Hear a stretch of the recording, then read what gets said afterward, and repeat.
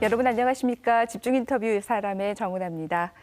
부처님의 가르침이 온 세상을 비추는 5월입니다. 노래와 문화로 깨달음을 건네는 스님이 계시는데요. 광주에서 가장 오래된 도심 속의 사찰, 101년 된 관음사의 수한 스님입니다. 백양사 포교국장으로 계실 때부터 딱딱한 주말 법회 대신에 대중적인 음악 법회를 열면서 좀 더 많은 분들과 친숙한 자리를 갖기 위해서 다양한 노력을 기울이고 계시는데요. 각박한 세상, 또 지친 마음을 위로하는 부처님의 자비로운 손길처럼 노래와 문화로 대중을 위로하는 수한 스님 모시고요.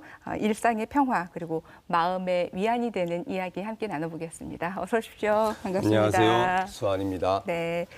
현재는 관음사에 계시는데요. 충장로에 있는 관음사 맞죠? 네, 맞습니다. 저도 이번에 이렇게 관음사가 오래됐구나라는 걸 알면서 조금 그렇습니다. 부끄러운 생각이 들었는데 작년에 개원 100주년이 됐습니다. 네, 100주년 행사를 했습니다. 이렇게 오래됐다는 거를 좀 많은 분들이 알고 계시나요? 모르시는 분들이 굉장히 그렇죠. 많으세요. 네. 심지어는 어디 있는지조차도 잘 모르시는 분들이 계신데 네. 광주 극장 앞이라고 그러면은 네. 거기 하고 많이 아시더라고요. 네. 그런데 그럴 수밖에 없는 게 사실 관음사가 최초에 창건된 거는 1916년도예요. 네. 그래서 일본 스님이 엔도 신가이라는 스님이 광종사라는 절을 창건을 하셨는데 네. 그때는 이제 일본식 그렇죠. 사찰이죠. 네. 일본식 형태, 일본식 사찰 형태로 건립이 돼서 백양사의 큰 어르신이었던 이제 마남 네. 스님께서 네. 주석하시고 그러면서 1962년도에 이제 상인 스님이 주지로 부임하시면서 이제 절이 일신을 하게 돼요. 네. 호남 최초의 어린이 법회, 중고등부 법회, 대학생 법회 이런 1969년도에 전국 사찰 중에 최초로 네. 어린이집을 만들어요. 보문 유치원이라고 해서 어린이 네. 유치원을 네. 개원을 하게 되죠. 네. 그래서 제가 나중에 제가 백양사 포교국장 시절에 네, 네. 관음사를 잠시 이렇게 주집 대행 소임을 본 적이 있었어요. 네. 그때도 부처님 오신 날 행사를 이렇게 했었는데 네. 거리에 나와서 네. 이렇게 했었죠. 보통 저희들이 사찰 이렇게 생각하면 어느 산속 이렇게 따라가 보면 거기 어딘가에 이렇게 고즈넉하게 자리 잡고 있는 그런 모습들을 네. 생각을 많이 하게 되는데 그렇죠. 도심 속에 있는 사찰 현대인들에게는요. 저도 물론 그런데 이렇게 종교를 그냥 떠나서 굉장히 힘들고 마음이 답답하고 그럴 때 가까이 찾아갈 수 있는 그런 힐링할 수 있는 장소가 있다라는 것도 한편으로는 굉장히 고마운 일이기도 하더라고요. 네, 도심지에 거주하는 분들이 뭔가 그런 힐링할 수 있는 그런 공간을 필요로 하는데 네. 그렇다고 또 산속에 있는 절에까지 오기에는 거리가 멀고 네. 그러다 보니까 절에 이제 어른스님들께서도 도심지 그 수행처에 대한 필요성을 이제 느끼게 되셨어요. 그래서 도심지에 이제 포교당이라는 이름으로 이제 처음에 개원을 이제 많이 하게 되죠. 네. 그래서 멀리 사찰까지 오지 못하더라도 가까운 곳에서 그렇게 마음 쉬어갈 수 있는 네. 그런 곳으로 이제 자리매김을 하게 됐고요. 네. 최근에 들어서는 포교당으로서의 역할이 이제 많이 다양해졌죠. 네. 특히나 문화적인 부분에서 단순히 그런 딱딱한 불교적 신행 활동뿐만이 아니라 여러 가지 다양한 문화 활동을 통해서 네. 사람들을 힐링할 수 있는, 예를 들어서 꽃꽃이라든가 네. 또는 합창단에 가입해서 노래를 한다든가 네. 붓글씨를 쓴다든가 이런 다양한 문화 활동을 통해서 이제 사람들과 함께 이렇게 마음을 나누고 그런 공간으로 발전을 해가고 있죠. 네. 네. 교수님께서는 또 관음사 수련 원장이시잖아요. 네. 어떠십니까? 어깨가 무거우십니까? 그런 뭔가 문화로 소통할 수 있는 그런 공간을 좀 만들어야 되겠다라는 생각으로 이제 그 공간을 만들었거든요. 네. 그리고 이름을 붙일 때도 뭔가 불교적인 색채를 좀 배제하고 왜냐하면 꼭 불자뿐만이 아니라 종교가 없더라도 또는 누구나. 다른 종교를 갖고 있더라도 네. 그렇게 거리낌 없이 마음에 네. 걸림이 없이 네. 올 수 있도록 그리고 좀 더 나아가서 동서양을 아우를 수 있는 이런 용어를 막 고민을 했어요. 굉장히 고민을 했는데 여러 가지 이름을 써보고 사람들에게 이렇게 이거 어떠냐 저거 어떠냐 막 했는데 다 글쎄요 별로 이랬거든요. 제 스스로도 마음에 안 들었었고요. 그러다가 문득 서양에서는 그 생일 달별로 별자리를 이렇게 그렇죠. 나누거든요. 네. 뭐 물병 자리, 네. 쌍둥이 자리, 뭐 네. 황수 자리 이렇게. 근데 제 별자리가 뭘까 하고 봤더니 네. 천칭 자리예요. 네. 천칭 자리의 그 천칭이 뭐냐면 저울을 뜻하거든요. 네. 법원 앞에 가면 왜 정의의 네. 여신이 이렇게 저울 들고 네. 있잖아요. 양쪽으로 이렇게 무게를 다는 그 저울의 의미가 균형을 저울은 이 치우치지 좌우, 않고. 그렇죠. 한쪽으로 네. 치우치지 않으면서 정의를 네. 뜻하고 그리고 서로 소통 이것을 이런 의미를 갖고 있더라고요. 네. 그 저울이. 네. 그래서 천칭자리 이제 뭔가 쏙 들어오는 거예요. 그래서 사람들에게 물어봤더니 듣는 사람들도 좋다고요? 좋다고. 네. 네. 그래서 천칭자리라는 이름으로 네. 네, 공간을 마련하게 됐습니다. 네, 그 기간에는 천칭자리가 그러니까 그 달에 태어나신 분들끼리 모이셔서 공연을 하셔도 굉장히 재밌겠다는 그런 생각이 생각을 드네요. 했었어요. 네. 네. 천칭자리의 별자리를 네. 가진 분들과 만나서 네. 뭔가 또 이렇게 재미있는 그 콘서트라든가 네. 인문학 강좌를 해봐도 재밌겠다 싶더라고요. 콘서트장으로 네. 공연장으로 이렇게 꾸몄어요. 네. 그래서 음향 장비도 갖추고 여러 가지 그 안에 이제 인테리어도 사실 제 손으로 거의 네. 다 뭐 깎고 다듬고 그렇죠. 만들고 하셨죠. 네. 벽에 붙이는 흡음재 네. 소리를 이렇게 흡수하는 흡음재도 제가 다 인터넷으로 주문해서 공사를 다 하고 네. 물론 도와주신 분들도 좀 계셨지만 네. 이 정도 하시려면 굉장히 어려운 것들 좀 많으실 것 같은데 어떠세요? 네, 사실 그런 공간 하나 운영하기가 쉽진 않아요. 네. 광주에도 사실 그런 공간이 있죠. 네. 있는데 많지 않거든요. 왜냐하면 수익이 돼야 되는데 그렇죠. 어쨌든 그런 네. 공간을 운영하고 또 거기에 뭐 시간을 투자하는 사람들이 네. 뭔가 수입이 될 수 있어야 되는데 안타까운 건 그렇게 문화를 즐기는 사람들이 문화적 욕구에 비해서 거기 큰 돈을 쓰지는 않는 것 같아요. 다른 조그만 공연장에 사실 만 원 입장료 내고 들어오려면 잘 안 가는 경우가 많아요. 비싸다고 하는 경우도 많고요. 그래서 저도 그래서 그러면 후불제 공연을 해보자. 그래서 모금함을 넣고 네. 보고 느낀 만큼 네. 돈을 내세요. 네. 그랬더니 결과는요? 많이 못 느끼셨나 봐요. 그래서 이건 공연을 잘못한 탓이다. 네. 안 본 사람 많이 안 낸 사람들의 탓이 아니라 준비하지 못한 잘못이다. 그렇게 애써 생각을 했지만 네.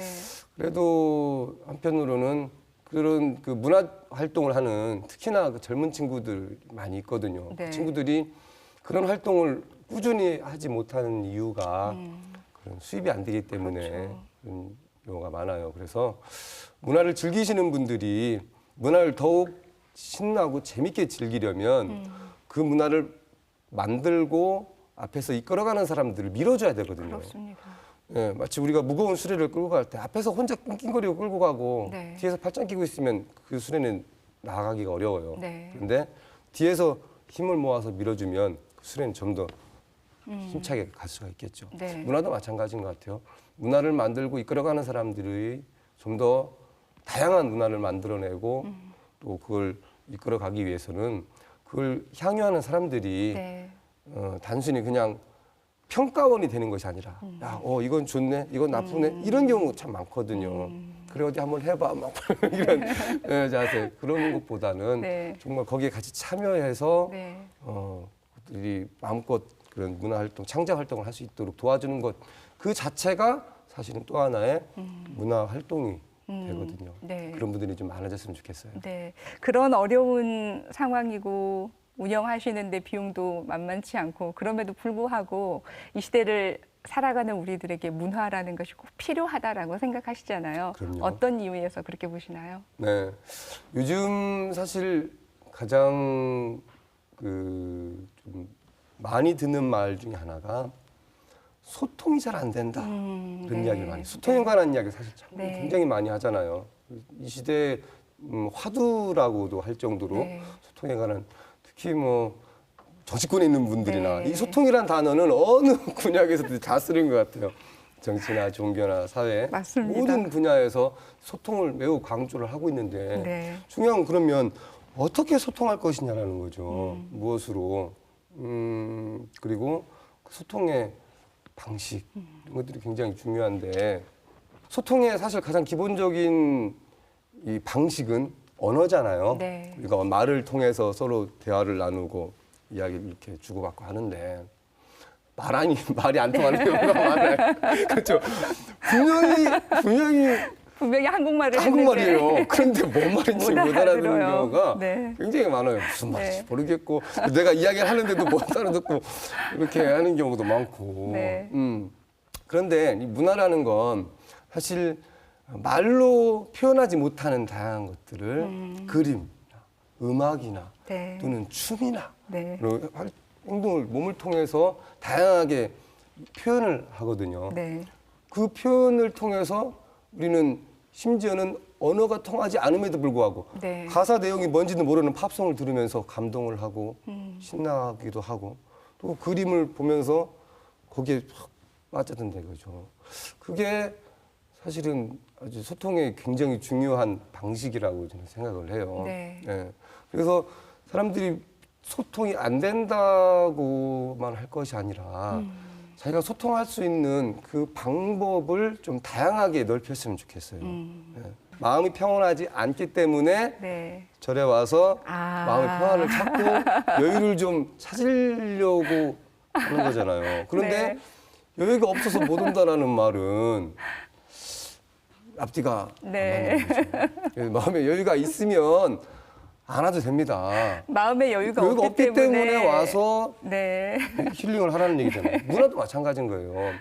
내가 여유가 있을 때 가서 그림 감상하고 음악 감상하고 하는 이러는 것이 아니라 마음의 여유가 없을 때 네. 오히려 가서 그림 감상하고 음악도 보고 듣고 뭐 영화도 보고 또는 꼭 뭐 그런 뿐만 아니라 자연을 뭐 산책을 한다든가 네. 이것도 문화거든요. 네.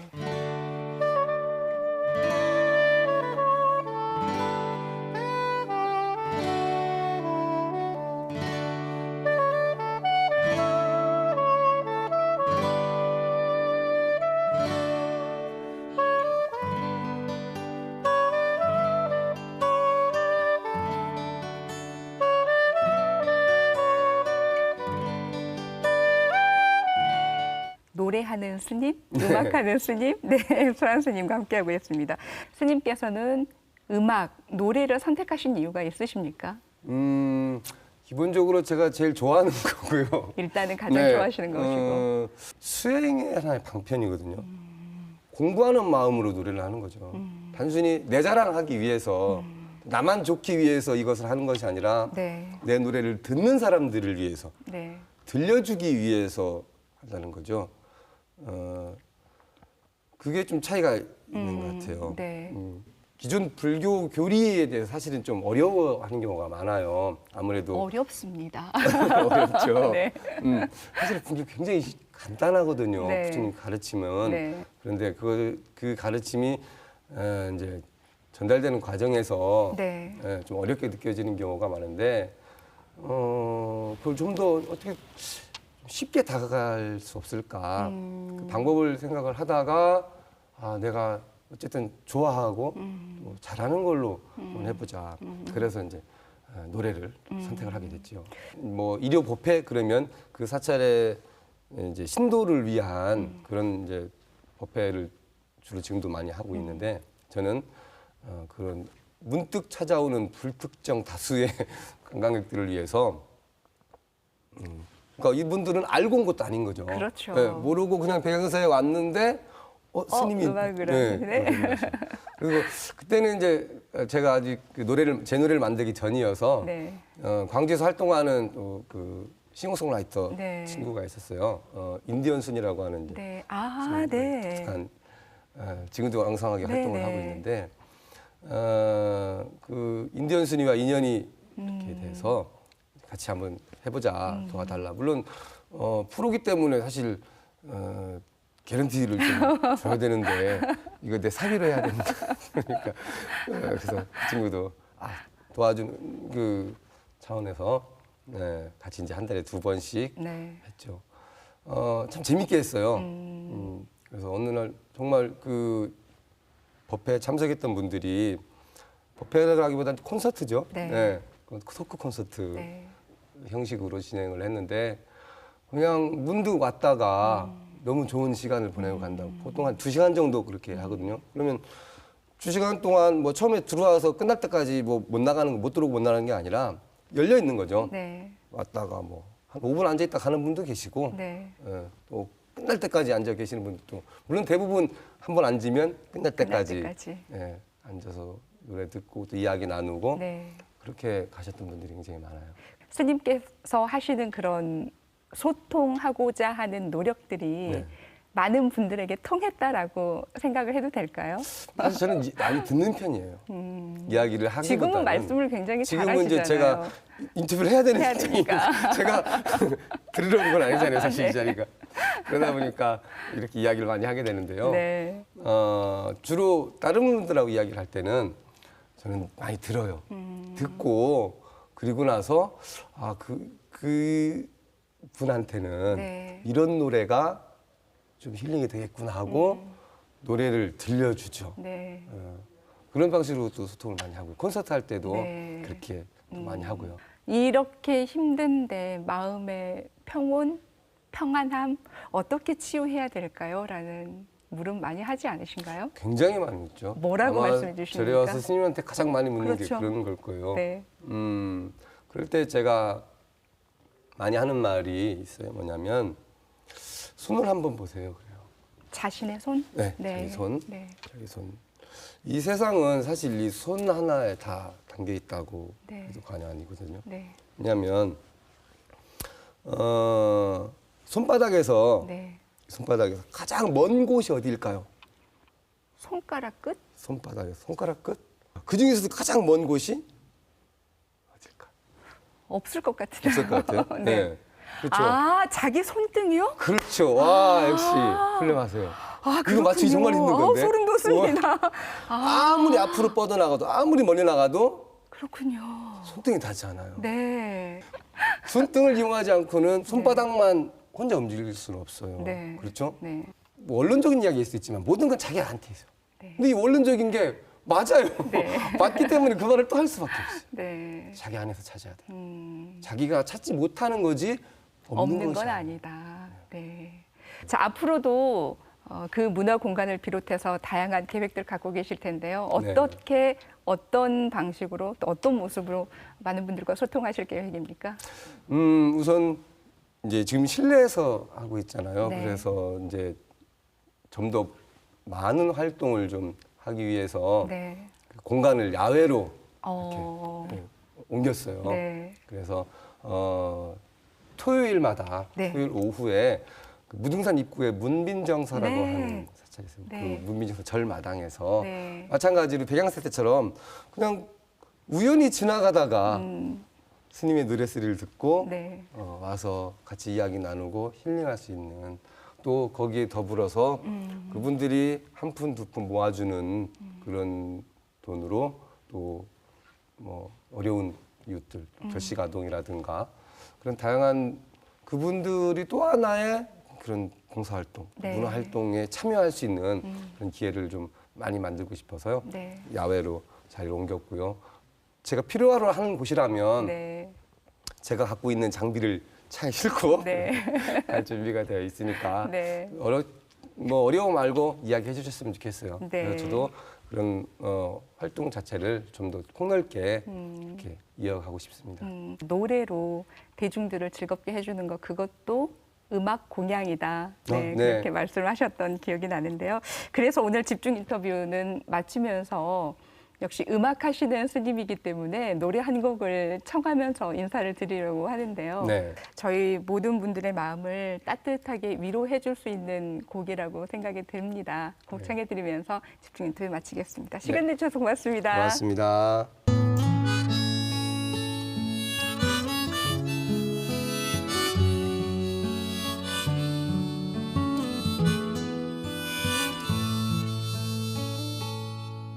나와 다른 사람들이 내 마음과 같지 않아서 참 다행이다. 내 마음과 같아서 내가 가는 곳마다 사람들이 넘쳐난다면 나와 다른 사람들이 내 마음을 알지 못해서 참 다행이다. 내 마음을 알아서 내가 하는 생각을 사람들이 모두 안다면 난 아마 자유롭지 않을 거야. 어디를 가든 어떤 생각을 하든 내가 혼자 있는 시간은 존재할 수 없을 거야.